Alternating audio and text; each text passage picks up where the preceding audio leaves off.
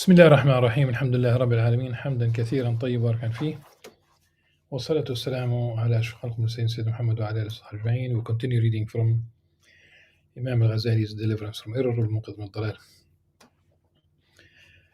And so far we have read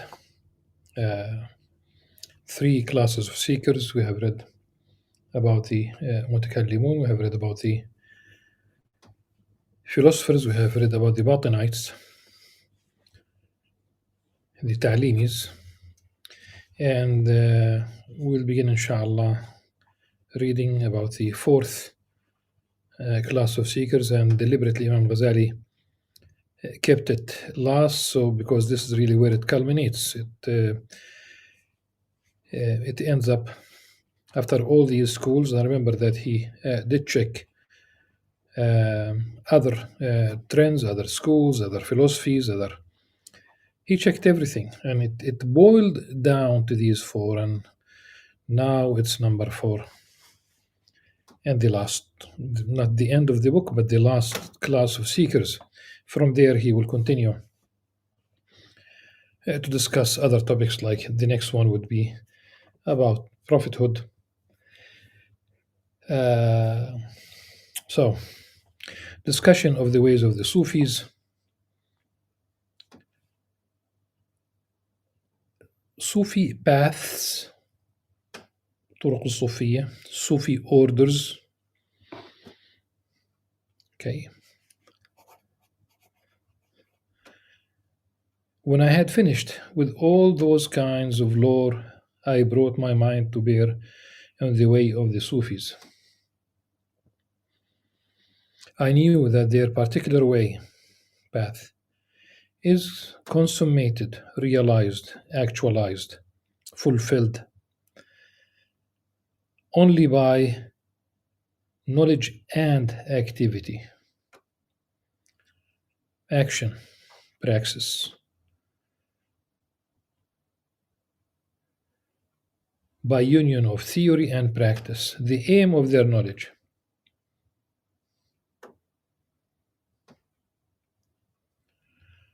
is to lop off the obstacles present in the soul and to rid oneself of its reprehensible habits and vicious qualities in order to attain thereby a heart empty of all save God and adorned with the constant remembrance of God.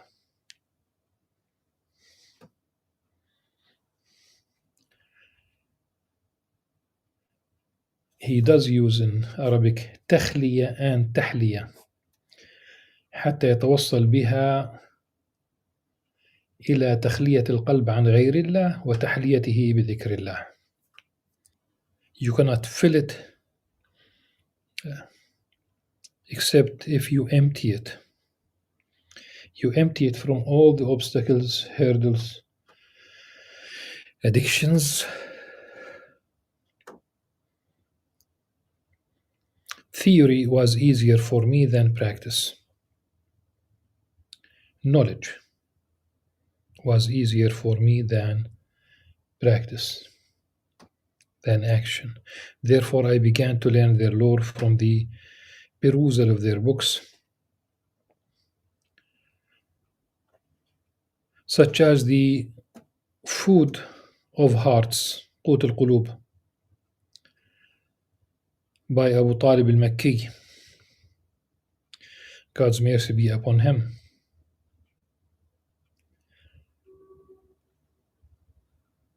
Abu Talib al-Makki, Muhammad bin Ali bin Atiyya al-Harithi. He died in the year 386, of course, of the Islamic calendar. All these 4 that I will mention, 5 total. I'm talking about the Islamic calendar. And the writings of Al-Harith al-Muhasibi. And he was named al-Muhasibi because of he used to hold himself accountable every day.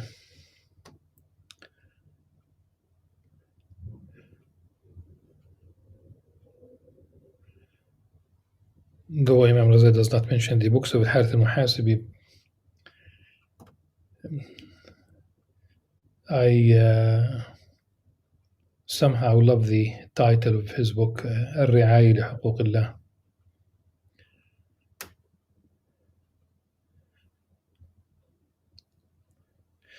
The rights,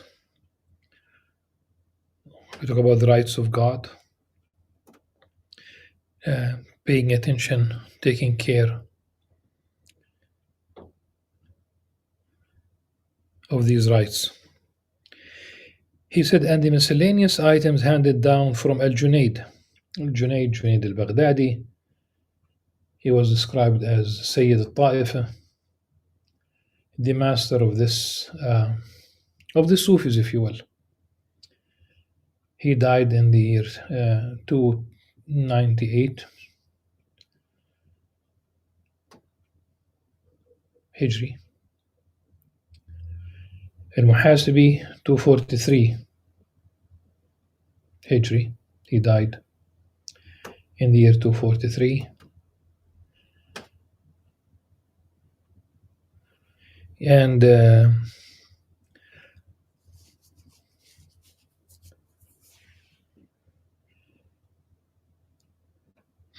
we'll probably just go over the names once more. And the Shibli, we talk about Abu Bakr al-Shibli. He died in the year 334. And Abu Yazid al-Bastami, he died in the year 261. Now,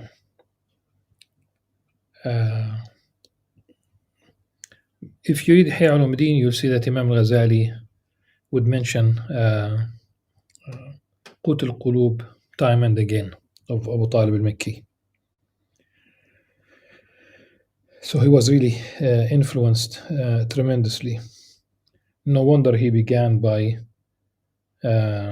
mentioning Abu Talib al-Makki.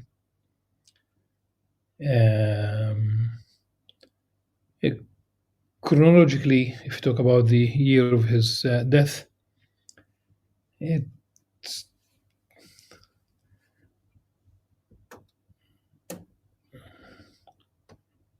he could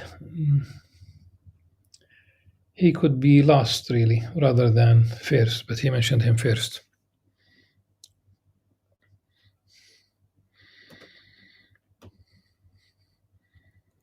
And Al-Muhasibi, he was a contemporary of Imam Ahmad bin Hanbal.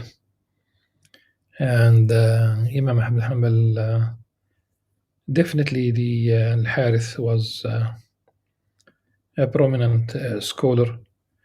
He responded to the Mu'tazilites, and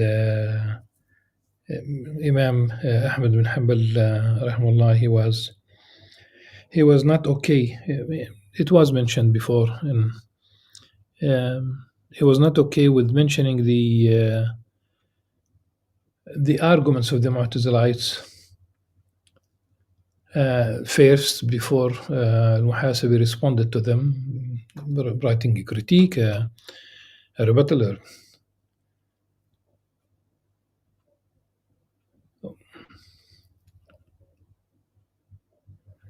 And Al-Junayd, it's been mentioned that he's Sayyid al-Ta'ifa. He was in general accepted, to my knowledge, by everyone. I never heard anyone hear this reading critiquing Al-Junayd.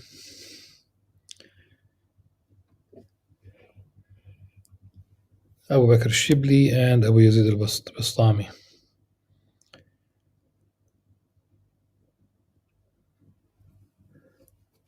Abu Yazid did live in general in isolation, but he would not refrain from giving people, sharing wisdom with people. And at one point, he lived away.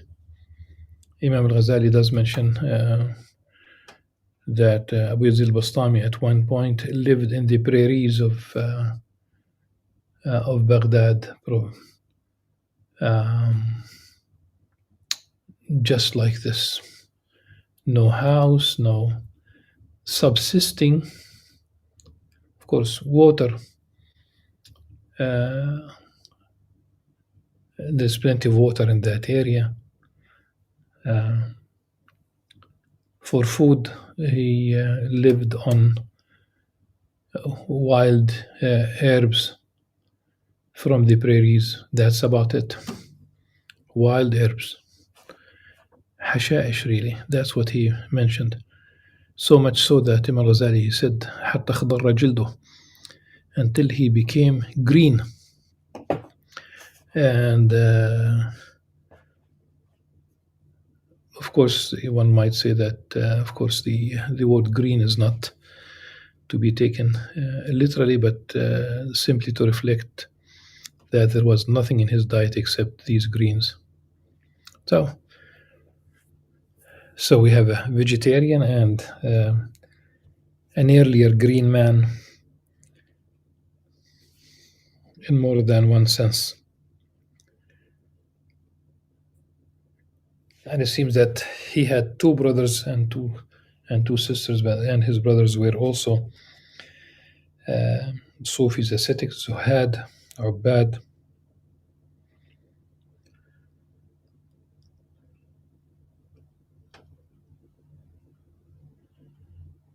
Then Imam Ghazali said that, and others other than these names, he did not mention the names, other than these masters.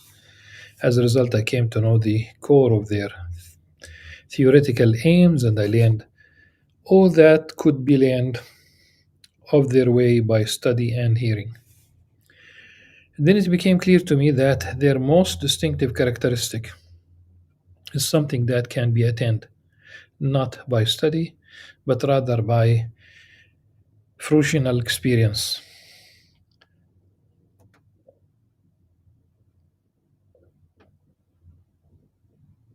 ذوق, and the state of ecstasy and the exchange of qualities. بل بالذوق والحال وتبدل الصفات. How great a difference there is between your knowing the definitions and causes and conditions of health and satiety, and your being healthy and sated. And how great a difference there is between your knowing the definition of drunkenness vis-a-vis that is the term denoting a state resulting from the predominance of vapors which rise from the stomach to the centers of thought.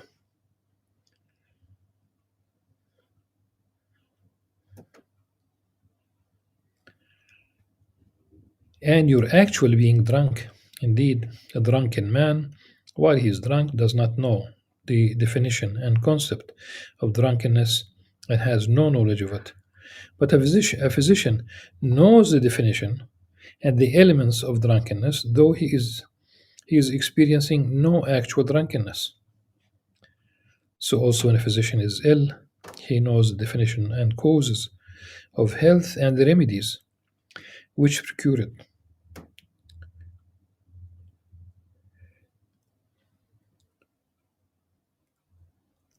Though he is then actually bereft of health. He knows theory.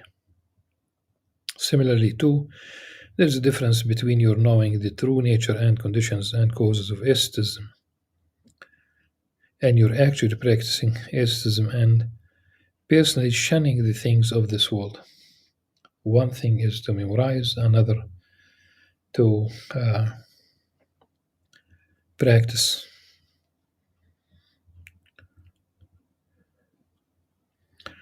I'm just trying to entertain the idea that all these toothbrushes and these toothpaste and oral hygiene, mouthwash, and all these things, and floss, you know very well that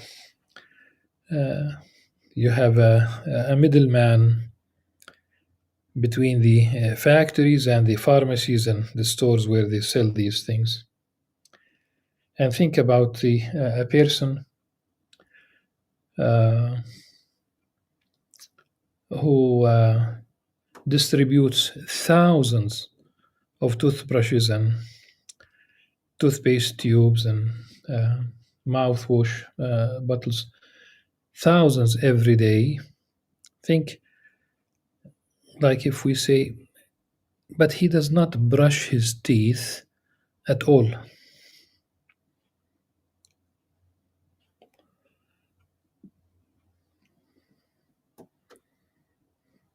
Just as an example, what good is it to know? What good is it to see? What good is it to be in the proximity, but you don't experience? And one might be excellent at explaining the benefits of oral hygiene, but still no practice. I knew, Imam Ghazali continues, with certainty that the Sufis were masters of states, not purveyors of words, and that I had learned all I could by way of theory, knowledge. There remained then only what was attainable, not by hearing and study, but by fruitional experience, dhawq, and actually engaging in the way. From the sciences which I had practiced and the methods which I had followed in my inquiry into the two kinds of knowledge, revealed and rational, I had already acquired a sure and certain faith in God Most High, in the prophetic mediation of revelation, and in the last day. These three fundamentals of our faith had become deeply rooted in my soul, not because of any specific, precisely formulated proofs, but because of reasons and circumstances and experiences too many to list in detail. It had already become clear to me that my only hope of attaining beatitude in the afterlife. Imam Al-Ghazali speaks about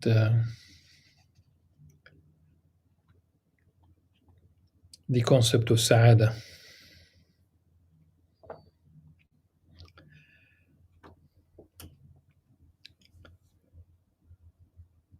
سعادة الآخرة, happiness in the hereafter.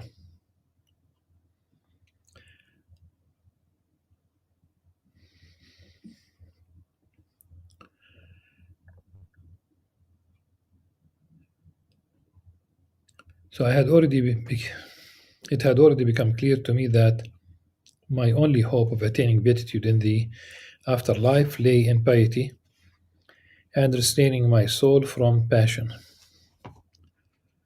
The beginning of all that I knew was to sever my heart's attachment to the world by withdrawing from this abode of delusion and turning to the mansion of immortality and devoting myself with total ardor to God Most High. That I knew would be achieved only by shunning fame and fortune, and fleeing from my preoccupations and attachments. Next, I attentively consider my circumstances.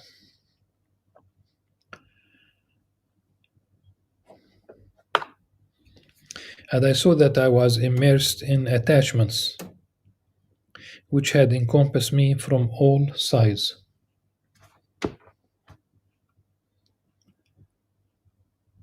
I also consider my activities, the best of them being public and private instruction. Public and private instruction, really التدريس والتعليم, is that private? There is no indication that there was private instruction, but because he did say that he had 300 students in Baghdad, and there are prominent people scholars, like Abu Wafaa ibn Aqil and Al-Khattabi, the heads of the Hanbali school in Baghdad, they attended his at least one lecture because that's the minimum, since they did. There's a record of that. And I saw that in them I was applying myself to sciences unimportant and useless in this pilgrimage to the hereafter. On the path to the hereafter, somebody thinks that we talk about pilgrimage. Then I reflected on my intention in my public teaching,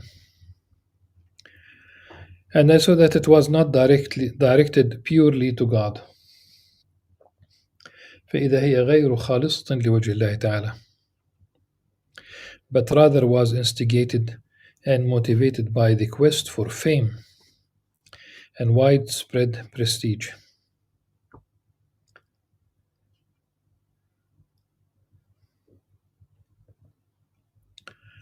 So I became certain that I was on the brink of a crumbling bank,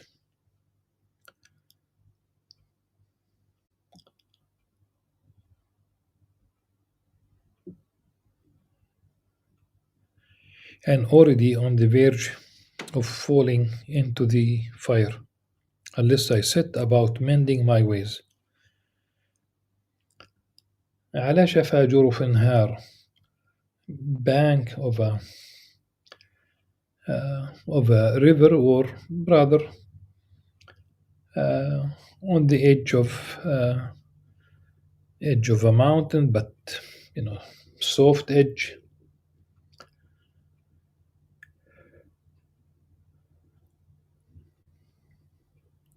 Edge of a valley.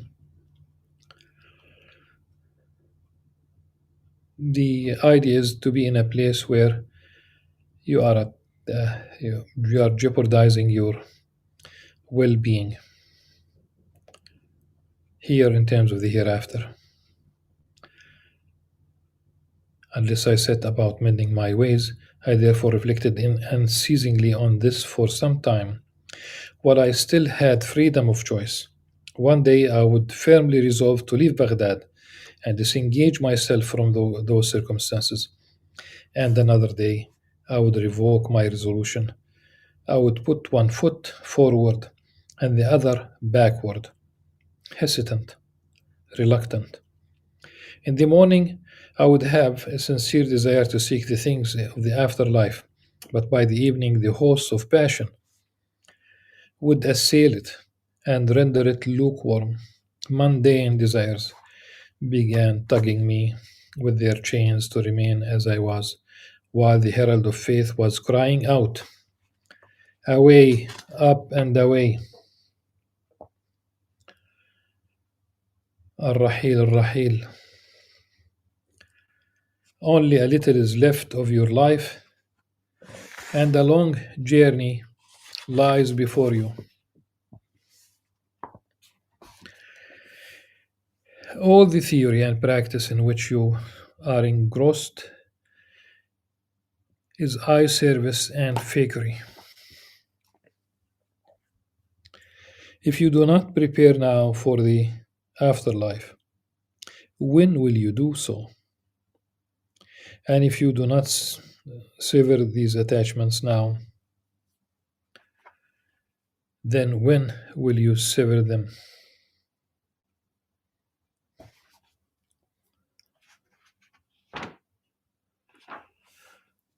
At such thoughts, the call would reassert itself, and I would make an irrevocable decision to run off and escape.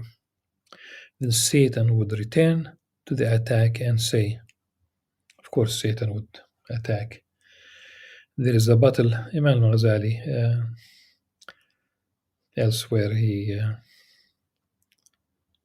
reflects on the soldiers of Satan, where the battlefield is in your heart. So the soldiers of the angels vis-a-vis the soldiers of Satan, one might say the soldiers of good versus the soldiers of evil. It's a It's an ongoing battle, really, inside the heart. Then Satan would return to the attack and say, "This is a passing state. Just beware then of yielding to it, for it will quickly vanish. Once you have given it, once you have given in to it, and given up your present renown and splendid position, free from vexation, and renounced your secure situation, untroubled by the contention of your adversaries, your soul might again look longingly at all that, but it would not be easy to return to it."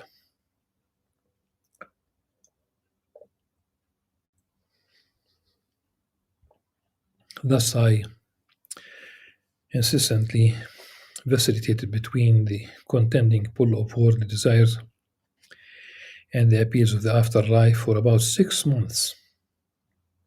So he was shuttling between the two ideas, the two pulling forces, starting with Rajab of the year 488. That's about July 1095 of the Common Era. This month, the matter passed from choice to compulsion. For God put a lock upon my tongue, so that I was impeded from public teaching. I struggled with myself to teach for a single day, to gratify the hearts of the students who were frequenting my lectures, but my tongue would not utter a single word. I was completely unable to say anything. As a result, that impediment of my speech caused a sadness in my heart, accompanied by an inability to digest. Food and drink became unpalatable to me, so that I could neither swallow broth easily nor digest a mouthful of solid food. That led to such a weakening of my powers that the physicians lost hope of treating me and they said, "This is something that which has settled in his heart and crept from it into his humors. There is no way to treat it unless his heart be eased of the anxiety which has visited it." Then, when I perceived my powerlessness,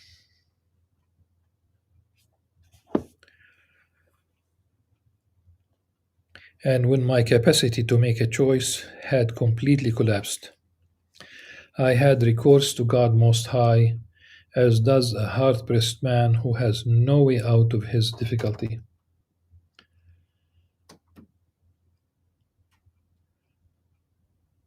And I was answered by him who answers the needy man when he calls on him. This is from the Quran.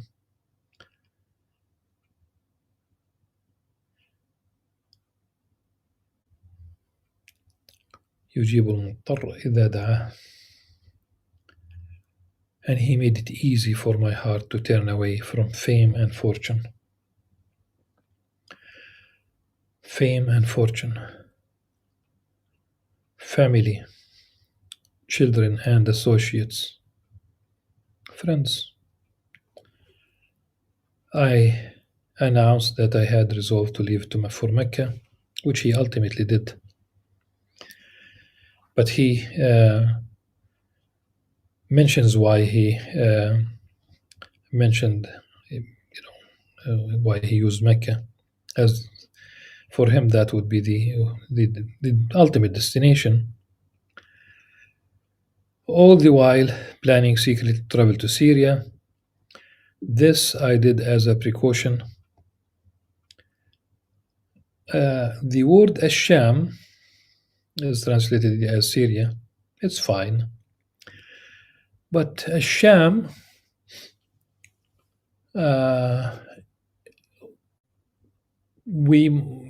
technically speaking, that's greater Syria. So what we call today Lebanon, Syria, Jordan, Palestine, all these are part of Asham. But also Sham is another word for Damascus, in as much as in Egypt they would say, referring to Cairo, Al-Qahira, as Misr. So it's like Egypt for Cairo. Going back to the word Sham, I have read and I did publish it, uh,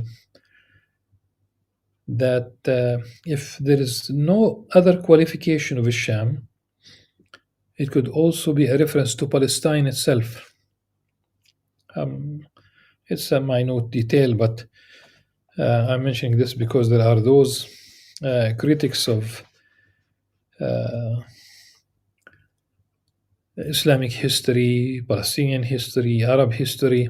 They keep saying that Palestine is never mentioned. No, it was mentioned, and as I said, and this is really part of Islamic scholarship. This has nothing to do with Zionism and the rise of Zionism or what have you. It's centuries old concept.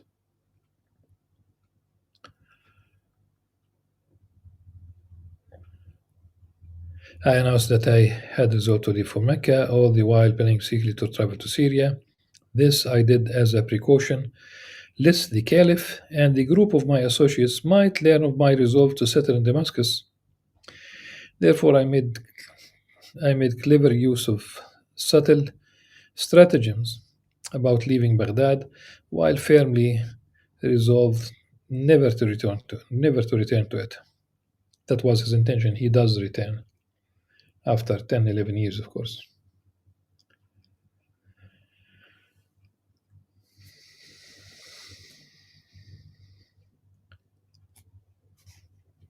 I was much talked about the religious leaders of the Iraqis, since none among them could allow that giving up my career had a religious motive. For they thought that my post was the highest dignity in our religion.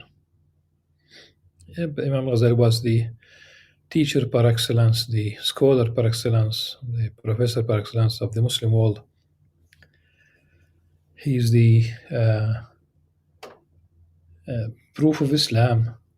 His his his titles, were in use during his life, and there was such a statement about him that probably he has never seen anyone on his own level. And yes, there were, and there still are those who do not really appreciate Imam Ghazali's legacy. But within few years of his life, he was translated into Latin. And the manuscripts of his works, whether you talk about Tarim in Yemen, they have a manuscript center with so many copies, let's say, manuscripts of Ihya Ulumuddin, to Al-Aqsa Mosque in Jerusalem, Palestine, where manuscript of Ihya Ulumuddin is more than one manuscript really of Ihya Ulumuddin is present.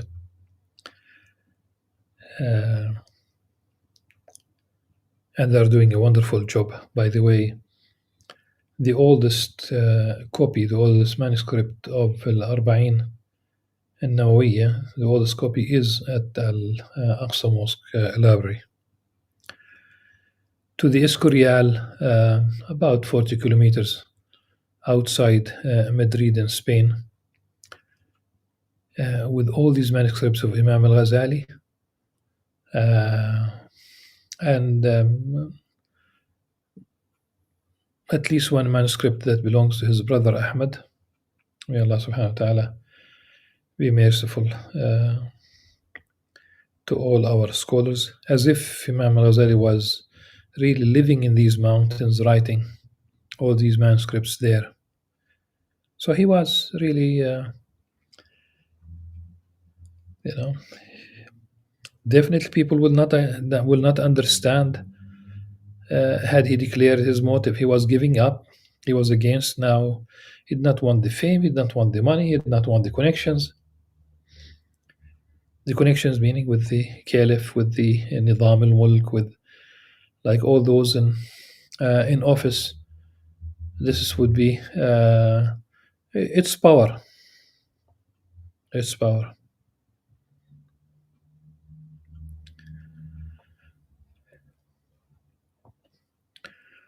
So none of those religious leaders,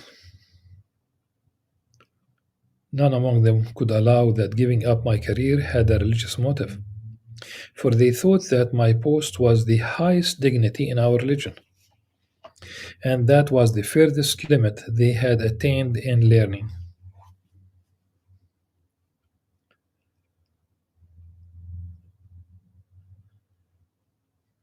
ذلك مبلغهم من العلم.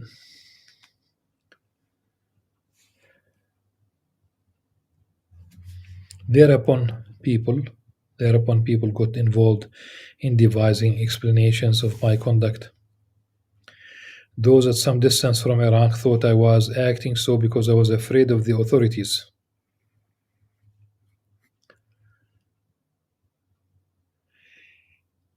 Mm, the word afraid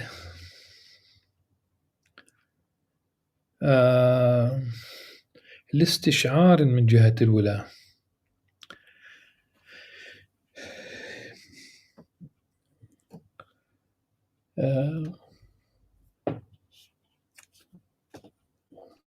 Definitely, it's not fear, but one might translate it as that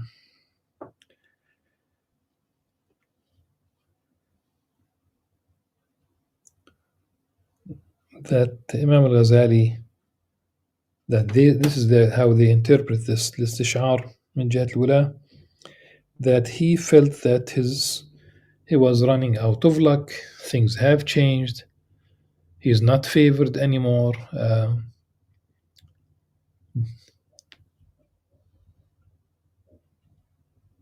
But I cannot really read fear into it.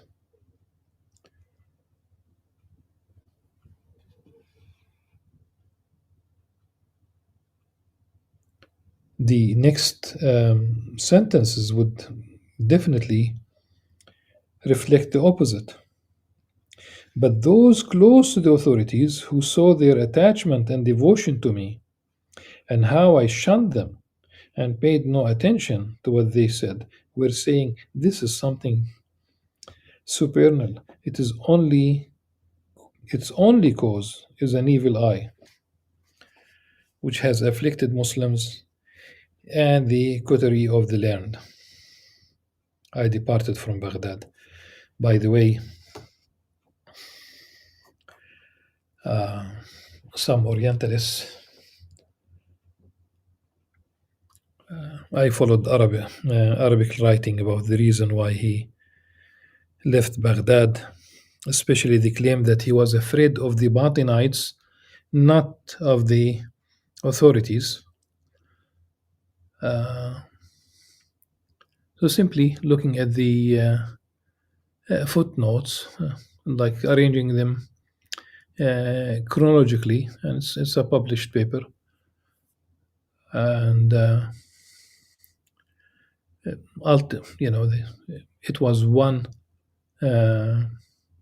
Orientalist who said that Imam Ghazali was afraid of to be killed by the Batinites because they began their campaign of assassination.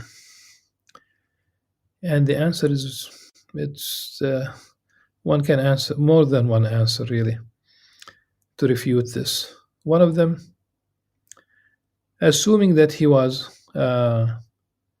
afraid of the Batinites running away from those assassins, why would he distribute his money? Imam al-Ghazali distributed his money. And the next paragraph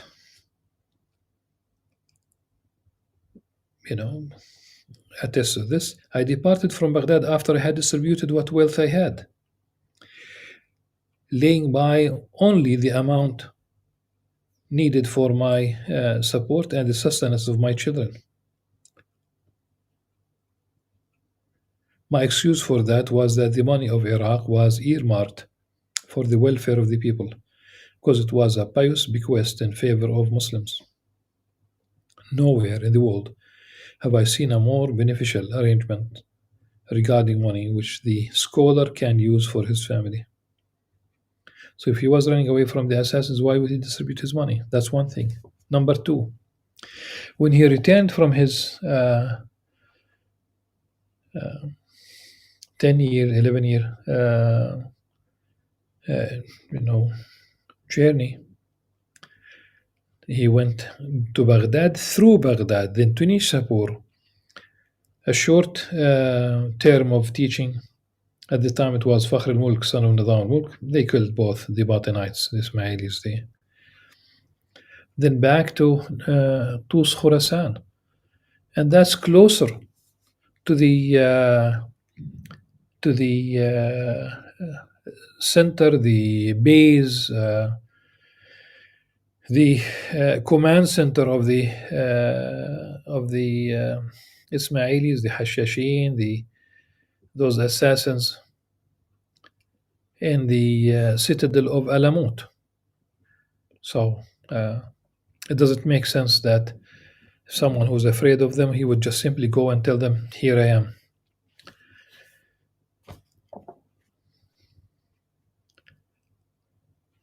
Some Orientalists, again, they try to promote the Hashashin and the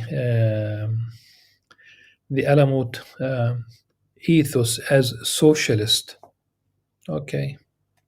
egalitarian, trying to paint it in a good way, not seeing that they have killed scholars and politicians so that they could have their way with the people.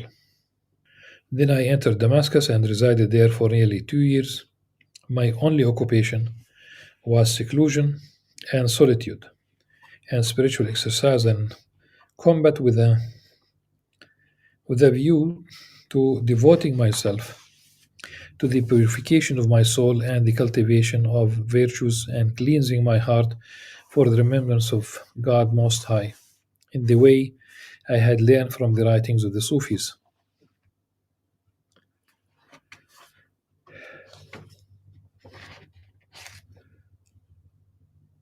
I used to pray in seclusion for a time in the mosque, mounting to its minaret for the whole day and shutting myself in.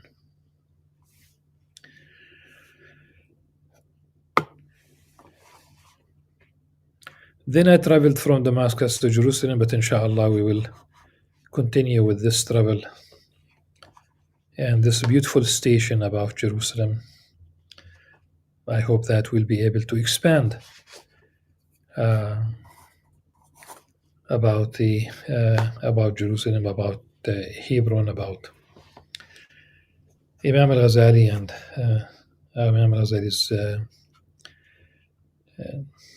visit, stay,